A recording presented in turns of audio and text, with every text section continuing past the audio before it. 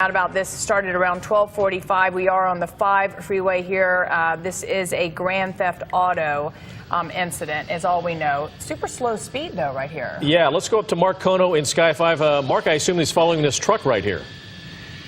That's right, Glenn and Lou, good afternoon. This is actually going to be the 134 freeway eastbound coming through Glendale as we approach the 2 freeway. This initiated out of the Pacoima-Arleta area, a pursuit of this budget rent-a-car truck. It's actually a stolen vehicle. Apparently Foothill units of the LAPD picked up on this, and the pursuit was on. The guy jumped on the freeway southbound side of the 5 and came through Sunland, came through Burbank, came through Glendale, and now he is eastbound on the 134 freeway. We're talking about speeds of about 30 to 40 miles an hour, not maneuvering too fast at this point. That is certainly some good news in terms of danger to the commuting public and whatnot here. But again, eastbound side of the 134 freeway as we approach the 2 freeway. This guy traveling at a fairly low rate of speed. Having said that, we are talking about maybe half a dozen units of the LAPD who are following this guy. They're not getting too close for whatever reason, but again, a stolen budget rent-a-car truck, that bobtail that you see there. Apparently a stolen truck, and from what we could tell when we were at the rear of the truck, it looked like there were maybe some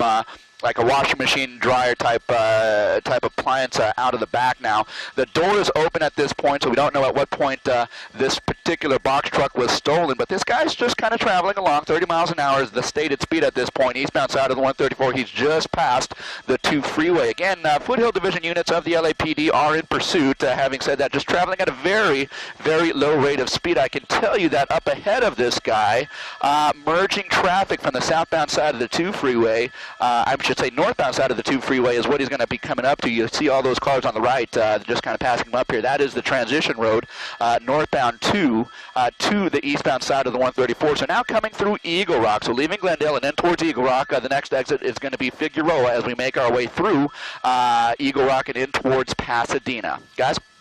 You know, Mark, it's interesting, and Glenn, it's interesting because a lot of times we see these pursuits, the cars, they're small. Yeah. This guy is not going to be able to maneuver in and out of massive traffic, you know. He's going to have to go slower here, probably figure out a little bit an easier way to maneuver. And what surprises me, too, is that these cars are just passing him. I would stay as far away as I could if I knew it was a pursuit. If they're just merging onto the freeway, they're not going to know that because, as you know, the black and white units are far back. Actually, one reason he's driving slow, you can't drive these very fast. Yeah. Most of these rental trucks have governors on them. So, you know, you're going to top out at maybe 55, 60 miles an hour. That's about all you can do in one of these. And that's why a lot of these cars not even know what's going on or just passing them. What's interesting is the back is open. Again, this started in Sunland. We believe at Sheldon in San Fernando.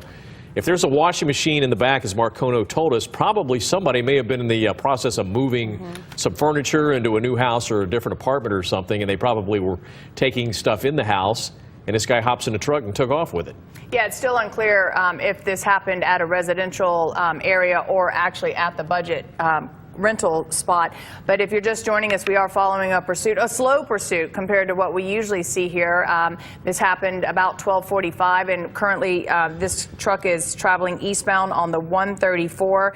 It's been through Burbank and Glendale and just past the 2 a few minutes ago. The black and whites are behind this truck and surprisingly a little farther back than usual, but I mean, it's not like they're having to chase him and we're going to be able to keep an eye on him because he is going so slow. And that was a great point that you made, Glenn, about the speed parameters. It is going to. Now, it does look like he's speeding up here. Well, like I said, if he was going, he said about 35. He's not going to be able to go any more than probably 60, 65 miles per hour, but probably under 60.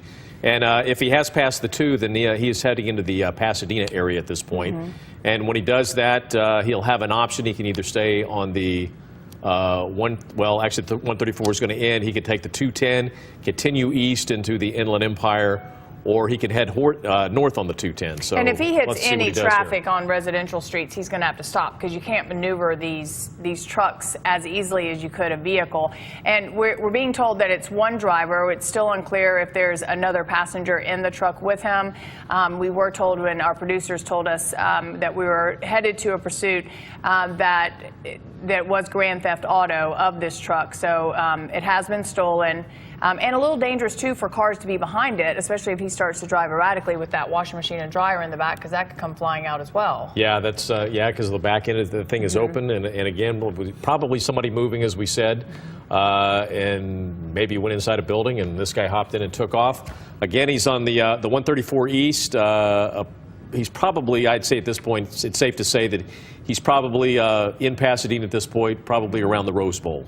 Is Mark Kono still? Yeah. So, Mark, what do you see ahead of this truck? What's happening? Kind of lay it out for us. Okay, well, I tell you what, Lou and Glenn, good afternoon again. Yeah, in terms of traffic up ahead, very little to contend with at this point. And Glenn, you made a good point here. We're coming up on Pasadena here, the kind of the western part of Pasadena, where the Annandale Country Club, the Rose Bowl, coming up on Fair Oaks here. So he'll be coming up on the interchange of that eastbound side of the 134 where it meets the 210 freeway. Slow moving, although having said that, he has picked up speed a little bit. Maybe we're talking about something in the neighborhood of about 40 to 50 miles an hour now. I can look back at about maybe quarter mile to a half mile. We understand the LAPD is going to hand this off to the California Highway Patrol. This is their jurisdiction. They are going to be taking over the pursuit at some point here. Now, we are just crossing under the transitions here from the 134 and the 210 freeway, traveling eastbound now into Pasadena. Now, I can tell you that, in terms of cars that were passing him, you made that point about the cars that were passing him. It's definitely a likely situation that the cars did not even know that this guy was being pursued. The LAPD officers who were pursuing this guy were kind of laying off a good quarter to a half mile. They are tracking this. They have two LAPD airships above and a CHP helicopter who will be coming into the mix here shortly, and so they do know where this guy is, and so for that reason it appears that they are kind of laying back, and the CHP guys, and I can see the first CHP cruiser is coming up within an eighth of a mile behind him, and he is going to be kind of following this guy until he gets a little bit more support from his other CHP guys. Now, just coming up on let's see here. Coming up on Old Town Pasadena here, Lake Avenue and a couple of exits, eastbound side of the 134, the 210 freeway at this point, traveling at a fairly moderate rate of speed, not too fast, not too slow, in the number 2 lane there. And like I said, looking ahead, coming through Pasadena, in terms of traffic, he is not going to have too much to contend with. So, in terms of him, kind of wanting to continue the pursuit, he's going to have kind of free reign over this particular stretch of the 210 freeway as he continues here now.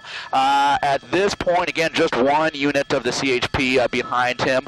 About a quarter to a half mile behind them are the LAPD guys. The CHP guys will be coming up here shortly over the course of the next couple of minutes. Now, as we pull out to just a slightly wider shot, we want to show you the conditions on the freeway here.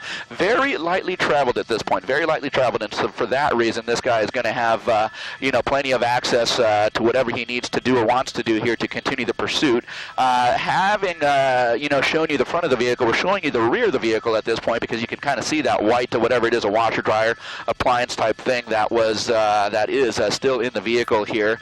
Something like this, a larger box truck is not going to be able to travel too fast. It's not going to have the same maneuverability as we've seen some of the other vehicles in these types of pursuits here, and so for that reason he is probably traveling, not near his maximum, but certainly at a moderate rate of speed at this point. We haven't seen anything in the way of evasive maneuvers or anything like that. He's just kind of cruising along in the number 3 lane there, so not doing much in terms of violating any of the laws of the road there. But there's that CHP cruiser, the first one, the only one at this point, who is immediately behind him, and he is just now pulling up into a position where he can same spot that appears to be a dryer, and again, we haven't seen it shift of anything. And then look, you can see the little dolly there on the left side of the box truck there. So right now, so far so good. We don't see anything moving around inside. But from my vantage point, from what I see right now, it does not appear that that's dryer is secured. It doesn't appear to be tied up. I don't see any straps on it or anything, so perhaps it's just sitting there right now. Yeah, no. Next major exit, but because of the slow speeds, we haven't crossed over it yet. So Archibald exit should be coming up along the 210 freeway, and I would say we're probably about less than 2 miles out, and now we're starting to see some rain. There's some spectators up there. Milliken and Haven are some of your next exits there. So let me just bring up a little bit of light here, because we're actually starting to get into some weather, so that's going to change things now. We are starting to see some of the slick roadway down below, so even more reason why it's good that this pursuit is at slower speeds because now it's starting to rain here in the Rancho Cucamonga area off the 210. Yeah, slower speeds, and nothing has changed the course for this driver here. And you see a number of CHP officers there Right here, slowing down. on the side of the freeway. And again, take a look. There it is. There it is, Michael. Spike There's your strip. spike strip. We always told you that we normally don't see that being conducted on the freeway, but they On the on-ramp, and so let's see what we have here. We understood that there might be some sort of a spike strip situation waiting for him up ahead. There it And is. look at that. Yep, there it There's is. the spike strip I being knew pulled it. into place from the number 2 lane, and that was a very, very good, solid strategy by the CHP. They basically had that spike strip in the fast lane of traffic, and as he maneuvered over to the number 2 and number 1, or number 3 lane of traffic here, they just simply pulled that spike strip, and that vehicle went right over probably all 4 tires. since civilians are in the crossfire, so that's why they shut down the freeway, usually both sides. Well, we almost are fully deflated right now. You can see this vehicle continuing, and look at that left front tire. It's just a matter of time before that rubber comes off, and then he'll be driving on the rims. And we've seen people do that. They try to drive on the rims as long as possible, and sometimes it causes these vehicles to catch fire. Just crossing over an overcross here, just short of the 15 freeway. Next major intersection here is the 15, but it's just a matter of time before those rubbers come off, those tires come off, and he's not going to have any control of vehicle, especially of this size. Michael? Yeah, we're looking at the left there, front wheel smoking there. We are down to the rim there. That rubber's about to pop off here in just a bit. But again, we also see the back left tire as well. It is flat. Again, the CHP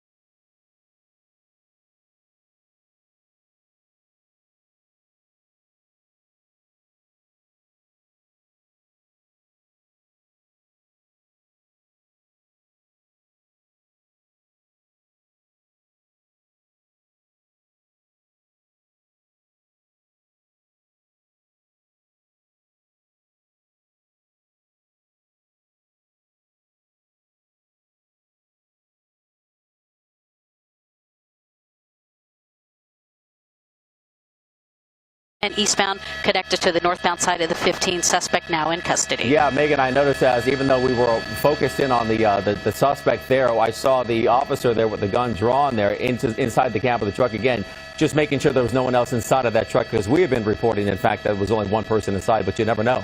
You're right, and see how they're very cautiously, they're just making sure that nobody else is in there, and they do that because a lot of, I mean, it's part of the training, but again, they don't know if there is another suspect inside, and so they have to clear that to make sure there's nobody else in there, make sure there's no victim. I mean, there could have been somebody in there who was along for the ride, just holding on, so fortunately right now, that appears to be a code for nobody is in there, and we're glad to say this pursuit came to a safe ending, and anytime we have a long pursuit that comes to a safe ending like this, that's a very good job on behalf of law enforcement. All right, Megan Reyes up at News Chapter 4. Thank you so very much. Again, the end of a pursuit that started in the San Fernando Valley, ending here in Fontana. We, of course, will have much more coming up on the NBC4 News starting at 5 o'clock.